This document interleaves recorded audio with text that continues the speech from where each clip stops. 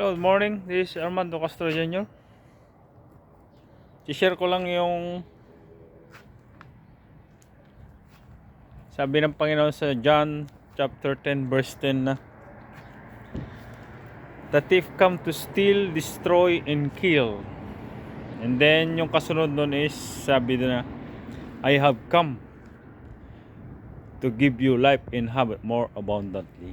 Yung have it more abundantly is considered like parang meaning of salvation na the whole thing, abundantly, health, wealth, wisdom, mga blessings. So bakit niya sinabi yun? Kasi yung buhay niya, he laid down his life for us sa cross. Ayan. Kaya sinabi rin niya sa John chapter 14 verse 1 na do not let your heart be troubled, believe in God, trust in Him, believe also in me.